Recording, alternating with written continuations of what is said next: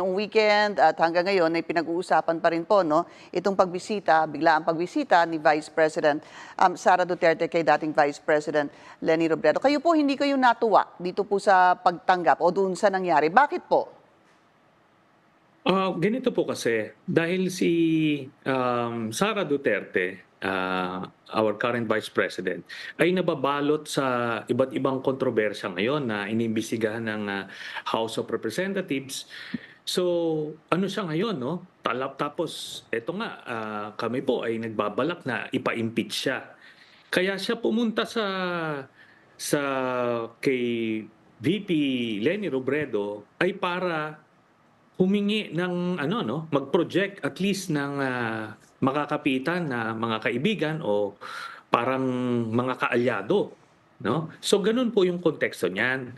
Iba po 'yan doon sa bisita nila Senator Revilla, nila na Secretary Abalos na tatakbo sa pagkasenador na ginagawa yan ng mga national candidates umiikot. Iba rin yung bisita ng Chief Justice sa Supreme Court na hindi naman nababalot sa kontrobersya. Pero itong si Sara Duterte, Senator Risa Hontiveros kamakailan lang ay binastos, ano? At kaalyado yan ng siyang namumuno ngayon ng oposisyon. So ano naman ang mensahe pagka tinanggap niya itong pagbisita ni Sara Duterte, no? With open arms, more than 1 hour ang usapin nila. Tapos ito pa yan. May context yan. Last year, pinapunta rin niya or hindi pala pinapunta, kundi nakipag-meeting siya kay Gloria Macapagal Arroyo, nakalaban din ng mga Marcos. So yung mga kalaban ng Marcos, ang minimit nito ni VP Leni. So kailangan, teka muna, kailangan lumiwanag. Asaan ka ba rito? Di ba? Kasi yung sinasabi nilang harmless yan, Peña Francia, come one, come all. Subukan mo nga nating makitang maimbita niya kahit si Senator Amy Marcos o yung kalaban niya sa Bicol na sila Governor Villapuerte, hindi niya gagawin yan. No? Very conscious sa ganyang mga optics. Senator, ano ho ang dapat ginawa ni dating Vice President Leni Robredo kung sinasabi po ng kanyang spokesperson, si Attorney Barry Gutierrez, na no choice na bigla na lang tumawag at on the way na. At si Vice President naman bilang isang cordial at polite na tao ay tinanggap din. She is after all the Vice President, the current Vice President. What do you say to that, sir? Yan po, kung paniniwalaan yung sinabi ni Attorney Gutierrez, Barry Gutierrez, na 30 minutes na lang daw short notice. That is a lie, no? Kasi, base nga sa aming impormasyon, na-coordinate to a few days before sila pumunta. At saka yung si Sara Duterte, may mga advance party yan, no? Nagko-coordinate yan, sine-check nila yung security. Kaya yung ganitong pagko-cover up, bakit nyo kailangan magsinungaling dito? Ngayon, ang pwede niyang gawin, sana nagkaroon sila ng konting political sensitivity na hindi muna siya, nag-pass muna siya. Naku, hindi pwede. No? Alam nyo, ginagawa naman ng mga Pilipino yan. Pagka meron kang hindi mo gustong pumasok sa iyong tahanan, ano yan, maghanap ka ng alibay, no? Ginagawa yan ng lahat. Ngayon, sasabihin niya, hindi, sa Peña Francia naman to, come one, come all.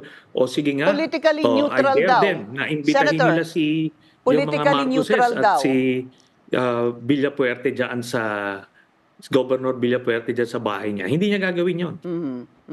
Yun nga daw, ang sabi nga, matagal na itong ginagawa kahit po nung kanyang yumawang asawang si Jessie Robredo. At nasabi nga na politically neutral daw. Anyway, Senator, pag-usapan po natin, ito idadagdag ko lang to kasi ang sinasabi naman, when it comes to you, kayo naman po ay nagsuggest na makipag-alyansa sa oposisyon? No. Ang sinasuggest ko na ang kalaban, ang pinakang threat sa ating demokrasya at this point ay ang mga Duterte. Nasaksihan na natin kung paano ginahasa niyan ang bansa. Grabe ang corruption, grabe ang patayan. Talagang nalugmok ang ating ekonomiya. Tapos ngayon, nagbabantang babalik, sa pwesto, hindi sa 2028, even before. So ngayon, pagka nakabalik yan sa pwesto, ay gigibain yan ulit ang ating bansa. Okay. Ngayon, kami po, nagsakripisyo kami ng 8 years kakalaban dito sa mga corrupt at murderous family na ito. Kaya we're not taking these things lightly. Ngayon, idagdag ko Okay. lang, Miss Pinky, hypothetically, kunyari si Miss Alice Guo na controversial, nababalo sa kontrobersya, na kunyari on bail siya at nag-request siyang mag-call dyan kila VP Lenny. Papayag ba silang magpa-picture na kasama si Alice Guo? I don't think so. Kaya yung mga sinasabi na yan, mga palusot yan. Kasi nangyari na eh. But Okay.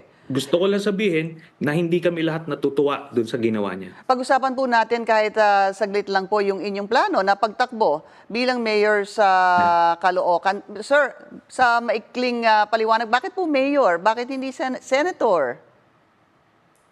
Well, tayo po ay naniniwala na nag-iba na yung terrain sa national level at nais natin subukan na makatulong naman yung diretso ng policy making na maapektuhan ng ating mga konstituente. Kasi sa Senate po ay indirect yung ating serbisyo doon. Tama naman, nakakaserbisyo naman tayo tungkol sa mga batas na pinapasa, pero ito po mas direct po ang ehekutibo. At ano ho ang inyong tsansa sa ngayon? Gumaganda naman po. Gumaganda naman, and we are encouraged by the reaction of the people of Caloocan. I see. Okay. Siguro magandang makausap ka namin muli, dating Senator Antonio Trillanes. Maraming salamat po sa inyong oras.